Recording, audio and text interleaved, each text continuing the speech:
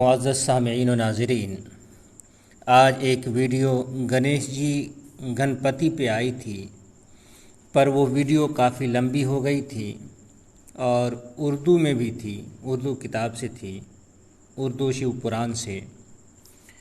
चूँकि कहानी बड़ी मज़ेदार थी, लंबी तो थी, बड़ी मज़ेदार थी, फिर भी वहाँ बहुत सारी बातें छूट गई।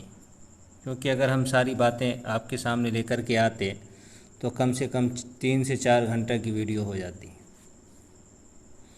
अभी मुख्तसर सी वीडियो बना रहा हूँ, इसमें सिर्फ 2 बातें दिखाऊंगा।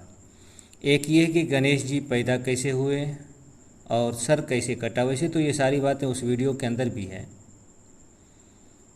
तो जो बात गौर करने की है वो ये है कि किताबें जो लिखी हुई हैं, जितनी भी किताबें हैं जिनसे हम गणेश को जानते हैं या शिव को जानते हैं, वो एक ही आदमी की लिखी हुई है, व्यास जी की।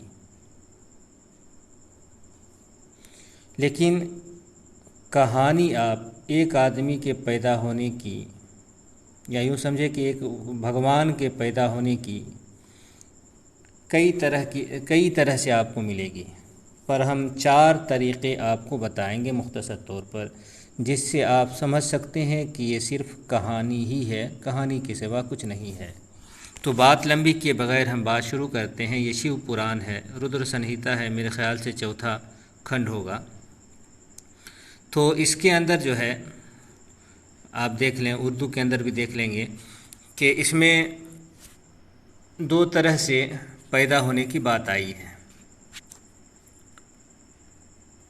कहाँ चला गया? एक तरीक़ा तो ये था कि शिव जी पार्वती जी के साथ अपना काम कर रहे होते हैं। फिर ऐसा होता है कि किसी कारण जो है शिव जी का वीर बिस्तर पे गिर पड़ता है और फिर उसी वीर से थोड़ी देर बाद एक बालक गणेश की सूरत में पैदा होता है।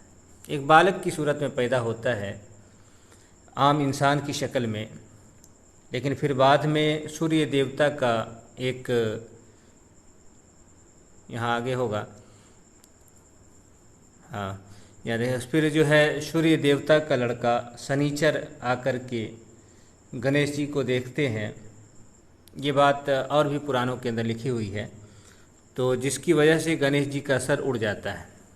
फिर उसके बाद जो है क्या बोलते हैं कि विष्णु जी जाते हैं, उसका सर लाते हैं और फिर उस सर को पार्वती जोड़ देती है, जिससे गणेश जी जिंदा हो जाते हैं। तो यहाँ एक तरीक़ा हो गया कि किस तरह से पैदा हुए। फिर यहाँ दूसरी चीज़ इसकी के अंदर ये भी मिलती है कि एक मर्तबा इनकी खादिमा ये कह रही थी कि शिव जी के पास तो बहुत सारे गण हैं जो उनकी मदद करते हैं, सेवा करते हैं, उनकी बात मानते हैं। आपका कोई एक भी गण नहीं है, आपकी बात मानने वाला कोई एक नहीं है। आप भी एक गण ताकतवर जो शिव के गण से ज़्यादा ताकतवर हो, आप पैदा करें। तो पार्वती मैल से पैदा करती है और पैदा करके दरवाज़े पे हिफाजत के लिए अपनी, कि कोई अंदर जो है बग़ैर इजाज़त के ना आए, तो उसकी इस ड्यूटी के लिए, इस काम के लिए पार्वती उस बालक को, जिसको मैल से पैदा की, जिसका नाम गणेश था, उसको रख देती हैं। और यही कहानी आम तौर पर लोगों के पास मौजूद है। और इसी कहानी पर जो टीवी के अंदर सीरियल तैयार हुआ है शिव के नाम से या गणेश के नाम से, उसके अंदर इसी कहानी से ये बात आई है। तो ये मशहूर कहानी है। फिर लड़ाई होता है, बहुत सारे देवता मारे जाते हैं, दुनिया भर की बात होती है और बहुत लंबी कहानी ये चली जाती है। बाप बेटे को नहीं पहचानता, बेटा बाप को नहीं पहचानता, बीवी शौहर में लड़ाई हो रही है, पार्वती अलग है, सारे देवता अलग है, दोनों के लोगों में लड़ाई हो रही है। तो बहुत सारा मामला फैलता है। तो ये चीज़ नहीं लानी है, हमको सिर्फ ये दिखाना है कि अब यहाँ इसके अंदर 2 तरह से पैदा होने की बात आ गई। अब तीसरी तरह से पैदा होने की बात हम यहाँ दिखाते हैं।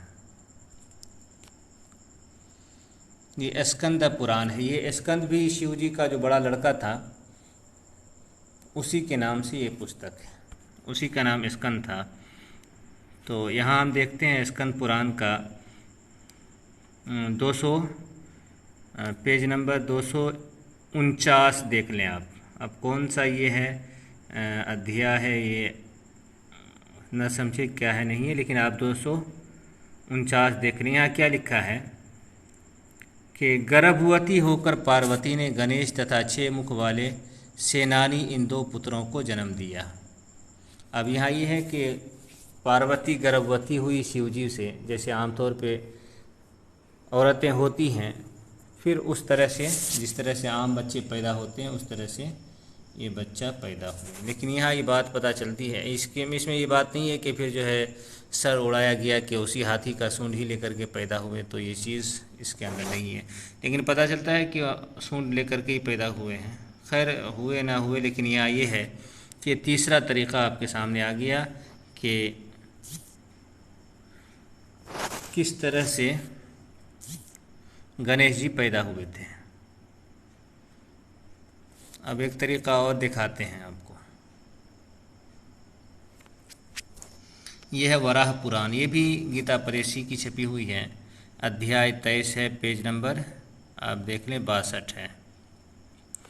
यहाँ देखिए क्या है कि अभी हंसी बंद भी नहीं हुई थी, इतने में एक परम तेजस्वी कुमार प्रकट हो गया। उसका मुख तेज से चमक रहा था, उस तेज से दिशाएं चमकने लगी। भगवान शिव सभी गुण उसमें सन्निहित थे, भगवान गुण के। तो खैर इतनी हमको पढ़ना नहीं है ज़्यादा।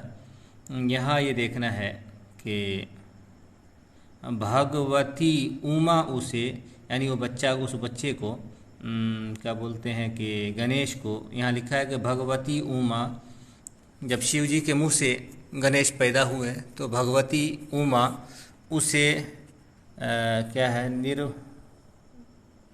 निर्निमेष एकदम निगाह जमा करके देखने लगी। ये अद्भुत कार्य देखकर तथा स्त्री का स्वभाव चंचल होता है, संभवतः उमा की आंखें भी इस अनुपम सुंदर बालक पर मुग्ध हो गई। यानी शिव जी को भी शक हो गया अपनी पत्नी पर कि ये जो है इधर ही माइल हो गई है इसी बच्चे पर, जो गणेश बेटा है उसी पर माइल हो गई है, उसी की तरफ मैलान हो गया है। दिल जो है गणेश ये शिव जी समझे कि अब जो है ये इधर ही पट गई है। तो आप देखिए क्या है, ये मानकर भगवान रुद्र के मन में क्रोध का अभिभार हो गया, अतः उन परम प्रभु ने गणेश जी को शाप दे दिया। कुमार, तुम्हारा मुख हाथी के मुख जैसा हो और पेट लंबा होगा, सर्प ही तुम्हारे यज्ञोपवीत का काम देंगे, ये नितांत सत्य है। अब यहाँ ये बात आई है कि आगे ये देख लें, फिर बात होगी, फिर हमको वीडियो भी ख़त्म कर देनी है यहीं पे। हाँ, फिर है कि पश्चात ब्रह्मा जी ने भगवान रुद्र से कहा, विभो आपके मुख से प्रकट हुआ जो ये बालक है, इसे ही आप इन विनायकों का स्वामी बना दे। ये शेष दूसरे विनायक इनके अनुगामी अनुचार बनकर रहें। तो अब यहाँ चौथा तरीका आ गया गणेश जी के पैदा होने का और गणेश जी के मुंह पे हाथी के सूंड लगने का। तो ये 4 बातें धार्मिक पुस्तकों में आपके सामने आ गई। और भी तरीक़े हो सकते हैं, 1-2 तरीक़े और मेरे जहन से कहीं गुजरे हैं, लेकिन वो बात अभी नहीं है कहाँ पे है। तो खैर जो भी हो, एक आदमी के पैदा होने के ये 4 तरीक़े आप समझ सकते हैं कि किस तरह से ये कहानी बनाई गई है और कितना झोल इसमें डाला गया है। और फिर भी लोग को समझ में नहीं आता है कि एक आदमी 4 तरीक़े से कैसे कैसे पैदा हो सकता है। यकीनन गड़बड़ी तो है और बहुत बड़ी गड़बड़ी है। और ये लोग इकरार भी करते हैं खुले तौर पर कि मतलब धार्मिक किताबों के अंदर सारे लोग इकरार करते हैं कुछ ना कुछ। कुछ ब्राह्मण नहीं मानते हैं, लेकिन उसके अलावा सारे लोग इकरार करते हैं कि इसमें सच से ज़्यादा झूठ ही है। तो ये है कि ये सब सिर्फ कहानी है, जो जिसके मन में जैसी कहानी आई, एक ही आदमी को जिस तरह से मन में आया कहानी कभी कुछ सुना दिया कभी कुछ सुना दिया, बस यही है। क्योंकि किताब एक ही आदमी की लिखी हुई है, तो कहानी जब अलग अलग हो गई तो इसका मतलब है कि एक आदमी कभी एक कहानी में कुछ लेके आता है, कभी कुछ लेके आता है। तो ये है, और यही है हिंदू धर्म की हकीकत। इसके सिवा कुछ नहीं है। ये सारा धर्म ऐसी ही कहानियों पर चल रहा है। बस इतनी ही बात बतानी थी।